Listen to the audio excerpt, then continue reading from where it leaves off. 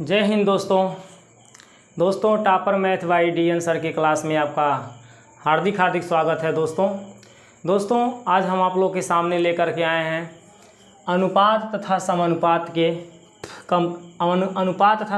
के दोस्तों सवाल लाए हैं, जिन्हें रेशियो एंड प्रोपोर्शन कहते हैं। तो दोस्तों हम आज समझेंगे कि अनुपात क्या होता है। तो दोस्तों अनुपात को हम इंग्लिश में रेशियो कहते हैं, समानुपात को हम प्रोपोर्शन कहते हैं। ठीक है दोस्तों, प्रोपोर्शन इसको बोलते हैं समानुपात को। तो दोस्तों ये जो चिन्ह आप देख रहे हैं, इसी चिन्ह को हम अनुपात बोलते हैं। इस चिन्ह को दोस्तों क्या बोलते हैं? अनुपात बोलते हैं। ठीक है, इसी चिन्ह को हम अनुपात बोलते हैं, या इंग्लिश में क्या बोलते हैं दोस्तों? रेशियो बोलते हैं। ठीक है, रेशियो बोलते हैं। दोस्तों इस चिन्ह को हम ऐसे भी लिखते हैं, इसी चिन्ह को हम ऐसे भी लिखते हैं। दोस्तों ये जो बटे का चिन्ह है, इसी को हम अनुपात का भी चिन्ह कहते हैं। ठीक है दोस्तों, और दोस्तों अनुपात के बाद अगला आपका आता है समानुपात। तो दोस्तों समानुपात हम किसे कहते हैं? ठीक है दोस्तों, हम जाने कि समानुपात किसे कहते हैं। तो दोस्तों जो समानुपात होता है उसमें ये प्रतीक होता है। समानुपात दोस्तों इस चिन्ह को कहते हैं, और इसका दूसरा प्रतीक होता है बराबर। समानुपात का दूसरा प्रतीक क्या होता है? बराबर। और दोस्तों समानुपात को हम इंग्लिश में क्या कहते हैं? तो वहाँ देखिए लिखा गया है प्रोपोर्शन बोलते हैं। ठीक है दोस्तों, तो दोस्तों आपने देखा कि समानुपात का ये प्रतीक है और इसका मतलब होता है बराबर। अनुपात का ये प्रतीक है और इसका मतलब होता है बटा। ठीक है दोस्तों, तो दोस्तों आज हम लोग ये कुछ क्वेश्चन लिए हुए हैं, इनको समझेंगे कि कैसे सॉल्व किया जाएगा। ठीक है दोस्तों, तो दोस्तों देखिए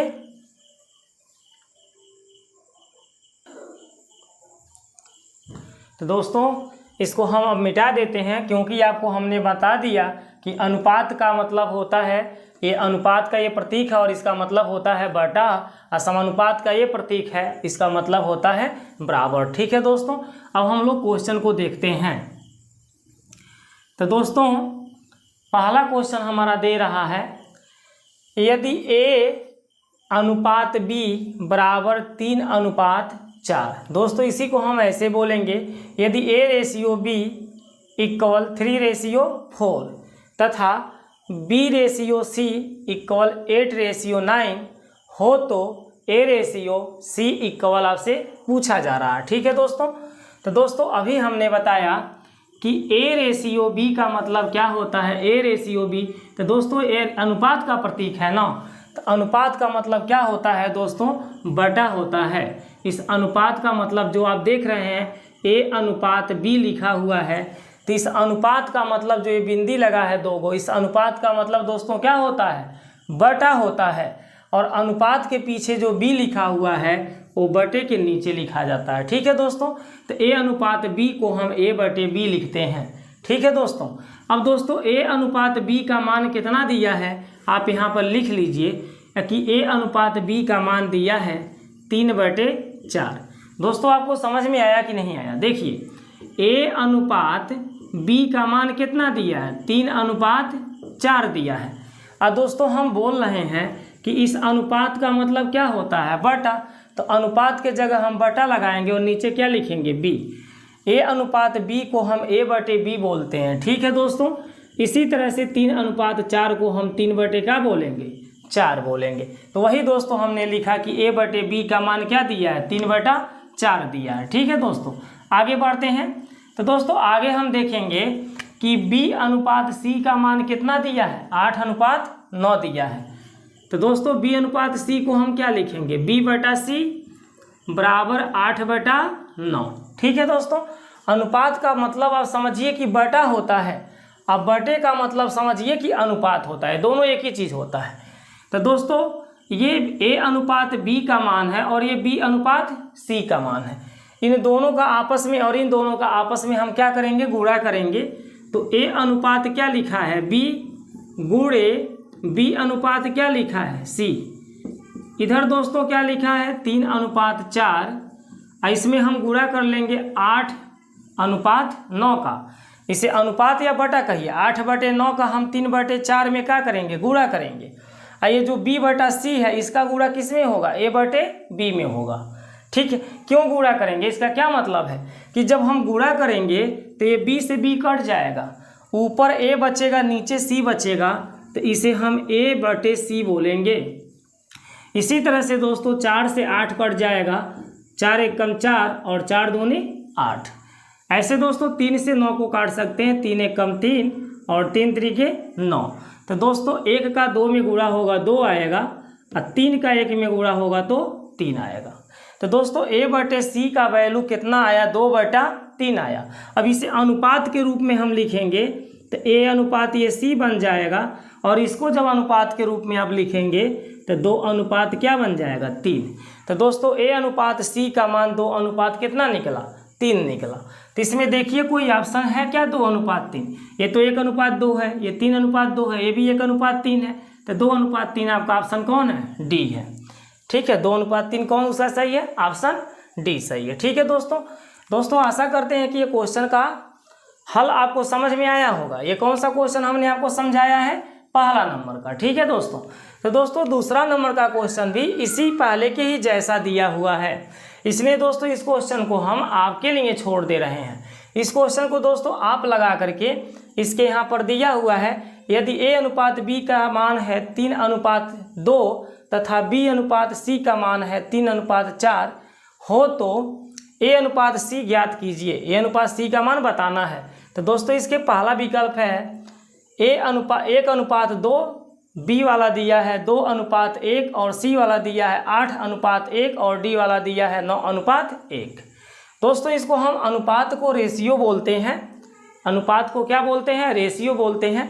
ऐसे संबंध भी बोलते हैं, इसको 1 संबंध 2 भी बोल सकते हैं, 2 संबंध 1 भी बोल सकते हैं। ठीक है दोस्तों, तो दोस्तों इसको हम मिटा देते हैं और दूसरा आपके लिए छोड़ देते हैं। ठीक है, अब हम क्वेश्चन नंबर 3 को देखते हैं दोस्तों। तो दोस्तों क्वेश्चन नंबर 3 को पढ़िए और देखिए क्या लिखा हुआ है।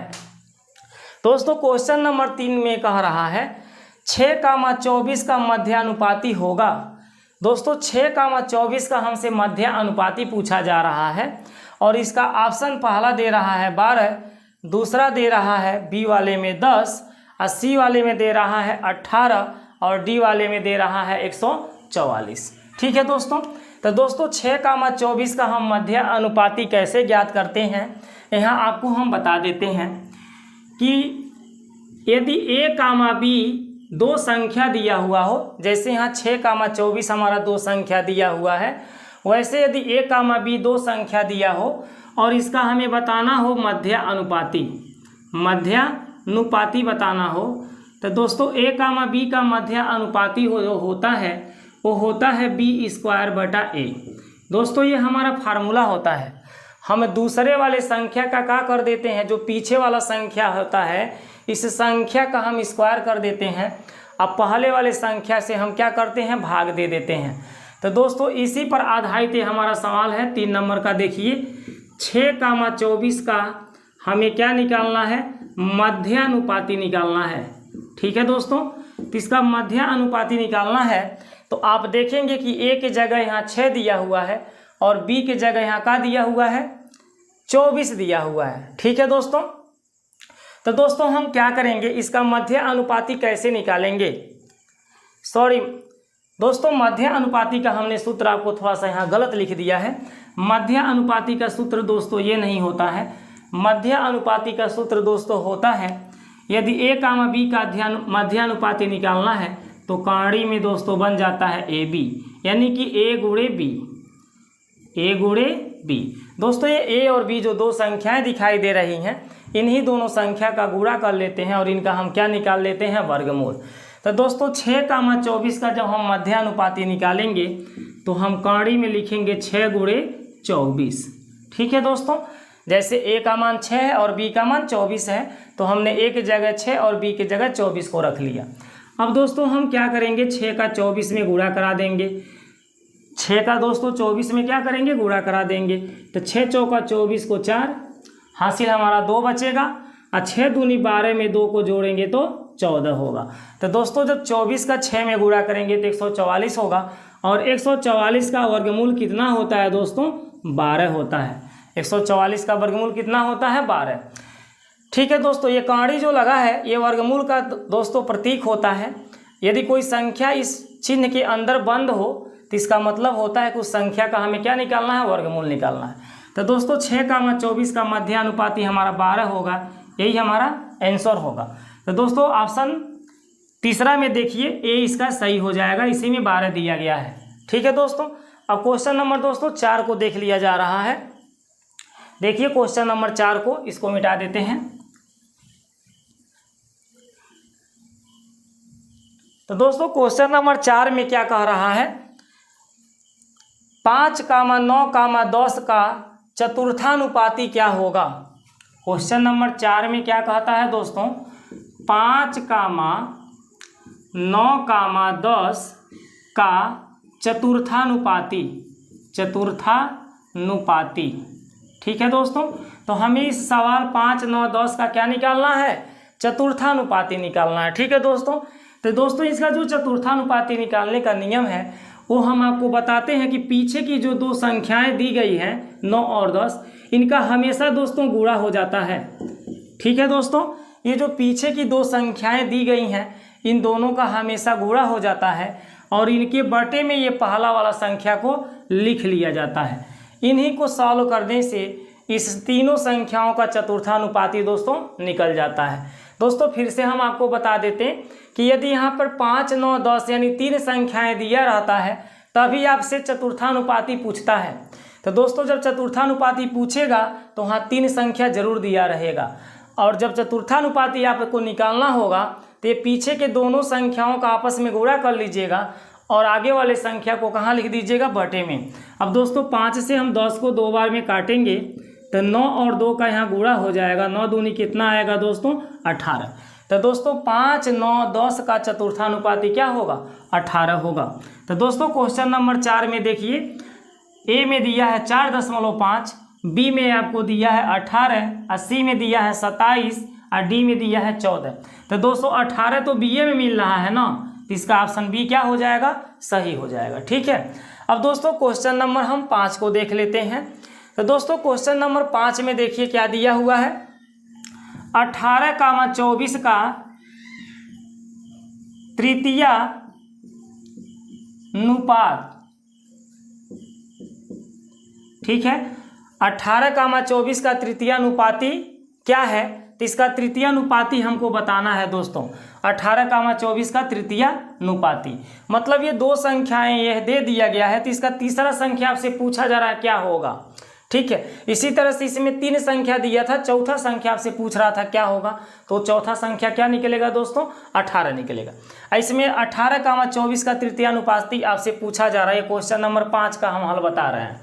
तो दोस्तों इन दोनों अक्षरों का तृतीय अनुपाती हम कैसे निकालते हैं? तो दोस्तों जो पीछे वाली संख्या दिया होता है उसका हमेशा हम कर देते हैं वर्ग। जो पीछे वाली दोस्तों संख्या दिया होता है उसका हम क्या कर देते हैं? वर्ग कर देते हैं। अब बटे के नीचे दोस्तों ये पहली वाली संख्या को लिख लेते हैं।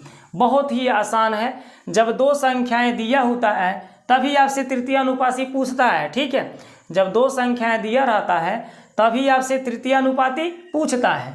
तो हम क्या करते हैं? पीछे वाले संख्या का स्क्वायर कर देते हैं और आगे वाली संख्या को बटे में लिख लेते हैं। ठीक है दोस्तों, तो दोस्तों हम आपको बता दें कि 24 का वर्ग निकालना है तो हम 24 का वर्ग न निकाल कर इसे 24 × 24 भी लिख सकते हैं, क्योंकि 24 के पावर 2 लिखा हुआ है, इसलिए 24 को हम 2 बार लिख सकते हैं। और दोस्तों बटे में क्या लिखा हुआ है? 18 लिखा हुआ है। इस तरह से दोस्तों 18 और 24 हमारे 6 की पावर से कट जाएंगे। 6 त्रिक 18 होता है और 6 चौका 24 होता है। दोस्तों ये जो 3 है, इस 3 से हम 24 को काट सकते हैं 8 बार में।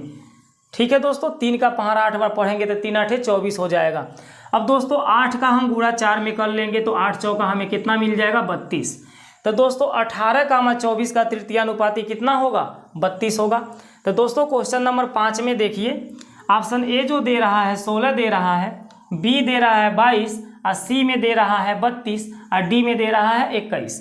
तो दोस्तों इसका ऑप्शन सी सत्य हो जाएगा, जो दिया है 32। ठीक है दोस्तों। तो दोस्तों अब लास्ट क्वेश्चन एक और बचा हुआ है, क्वेश्चन नंबर 6। दोस्तों क्वेश्चन नंबर 6 को देख लीजिए कैसे हम सॉल्व करेंगे। ठीक है दोस्तों, क्वेश्चन नंबर 6 को देखिए हम कैसे सॉल्व करेंगे। तो दोस्तों क्वेश्चन नंबर जो 6 दिया है, इसमें कहा है ए का 60%, ए का 60%, ये परसेंटेज का चिन्ह होता है, बराबर बी का 3/4, बराबर बी का 3/4 हो तो, देखिए यहाँ लिखा है हो तो ए रेशियो बी बराबर आपसे पूछा जा रहा है। तो दोस्तों ए का 60% बी का 3/4 के बराबर है। तो दोस्तों इसे हम कैसे लगाएंगे, लिखेंगे ए का मतलब दोस्तों होता है गुणा, और 60% को दोस्तों अगर हम फ्रैक्शन में बदल दें, 60% को अगर हम फ्रैक्शन में बदल दें तो दोस्तों ये कितना होता है बताइए। 60% का फ्रैक्शन आपको पता है? तो दोस्तों 60% का फ्रैक्शन 3/5 होता है। हम आपको दिखाते हैं, ये 60 ही लिखा है, परसेंटेज को हटाएंगे तो बटे में हम 100 लिखेंगे। ठीक है दोस्तों, 60% को हम 60 बटे क्या लिखेंगे, 100 लिखेंगे। ये परसेंटेज का चिन्ह जब हटता है तो बटे 100 आ जाता है। परसेंटेज का मतलब ही होता है पर 100 पर, परसेंटेज का मतलब क्या होता है, पर 100 पर ये मान बताना, इस संख्या का मान पर 100 पे बताना है। तो ये परसेंटेज जैसे ही आप हटाएंगे तो यहाँ बटे में आ जाएगा 100। अब दोस्तों हम 0 से 0 को काट देंगे तो ऊपर बचेगा 6 और नीचे क्या बचेगा 10। दोस्तों 6 और 10 2 के पहाड़ा से कट जाएगा, 2 तिहाई 6 और 2 पचे कितना होगा 10। तो दोस्तों 3/5 होगा। ठीक है दोस्तों, तो 60% का फ्रैक्शन हमारा कितना निकला 3/5। तो दोस्तों 60% की जगह हम 3/5 लिखेंगे, बराबर बी लिखा हुआ है, का माने दोस्तों गुणा होता है, और 3 क्या लिखा हुआ है 4 लिखा हुआ है। दोस्तों ये दोनों गुणे में है, ये भी दोनों गुणे में है, और इनके बीच क्या है बराबर है। तो दोस्तों यहाँ नियम होता है, ऊपर वाली संख्या से ऊपर वाली संख्या को काट सकते हैं, नीचे वाले संख्या से नीचे वाले संख्या को काट सकते हैं। अगर कटता है तो काट दीजिए। तो दोस्तों देखिए 3 से ये 3 हमारा कट जाएगा, क बार में, एक बार में। ठीक है दोस्तों, 3 के पहाड़ा एक बार पढ़ेंगे तो ये 3 आएगा, और 3 के पहाड़ा एक बार पढ़ेंगे तो यहाँ भी 3 आएगा। ठीक है दोस्तों, अब दोस्तों हम क्या करेंगे ध्यान से देखिए, इस ए को यहीं पर लिखेंगे, और गुणे में लिखेंगे 1/5, और यहाँ बी को लिखेंगे दोस्तों, और गुणे में क्या लिखेंगे 1/4। यही तो दोस्तों बचा हुआ है, बताइए, यही तो बचा हुआ है। बी गुणे यहाँ 1/4, यहाँ ए गुणे 1/5 बचा हुआ है। तो दोस्तों इस सवाल में आपसे किसका मान पूछा गया है, ए रेशियो बी का मान पूछा गया है, ए रेशियो बी का मान। तो दोस्तों ए रेशियो बी हमारा का, इसका मतलब ए रेशियो बी का मतलब समझते हैं, A/B का मान आपसे पूछा गया है। तो दोस्तों A के बटे हमको B बनाना पड़ेगा, यानी इस B को A के बटे लाना पड़ेगा। तो दोस्तों A के बटे हम यहाँ ला देंगे B को, ये B हमारा जब यहाँ से हटेगा तो बटे में ही आएगा। और दोस्तों 5 का हम इस 1 में गुणा करा देंगे, 5 करने कितना हो जाएगा 5 हो जाएगा, अब बटे में का है 4 है। ठीक है दोस्तों, हमने क्या समझाया कि ये दोनों गुणे में है, तो जब ये संख्या हटेगी तो इस A के बटे में आ जाएगी, और ये बटे में है तो जब यहाँ से जाएगा तो हमेशा ये ऊपर जाएगा, ऊपर जाएगा। तो 5 का दोस्तों 1 में गुणा हो जाएगा, 5 करने कितना हो जाएगा 5, अब बटे में क्या हो जाएगा 4। आप इस 1 को मत समझिए कि ए 1 का हुआ, ए का 1 में गुणा करेंगे तो एक खत्म हो जाएगा, ए का 1 में गुणा करेंगे ए ही होगा। तो दोस्तों A/B का मान 5 बटे कितना आ गया 4, इसी को हम A रेशियो B बराबर क्या लिख सकते हैं 5/4। तो दोस्तों A रेशियो B का मान यही आएगा 5/4, ये हमारा आंसर होगा। तो देखिए ऑप्शन ए में 9/20 लिखा है, बी में 20/9 लिखा है, सी में 5/4 लिखा और डी में 4/5 लिखा है। तो दोस्तों हमारा तो आंसर 5/4 आया है, यानी ऑप्शन सी में मिल रहा है, तो ऑप्शन सी हमारा क्या होगा सही हो जाएगा। ठीक है दोस्तों, तो दोस्तों उम्मीद करते हैं कि ये रेशियो के जो सवाल हमने आपको समझाया है ये आपको अच्छी तरह से समझ में आ गया होगा। दोस्तों यदि नहीं आपको कहीं समझ में आती है तो आप कमेंट अवश्य करें और हमें बताएं कि कौन सा क्वेश्चन आपको समझ में नहीं आया है। दोस्तों हम फिर से प्रयास करेंगे और आपको अगली बार 100% आपको समझा कर ही रहेंगे। ठीक है दोस्तों, तो दोस्तों ये दूसरा नंबर का क्वेश्चन हमने आपके होमवर्क के लिए छोड़ दिया है, इसको लगा करके और इस सवाल का जवाब हमारे कमेंट बॉक्स में जरूर दीजिएगा। ठीक है दोस्तों। अच्छा दोस्तों, नमस्कार।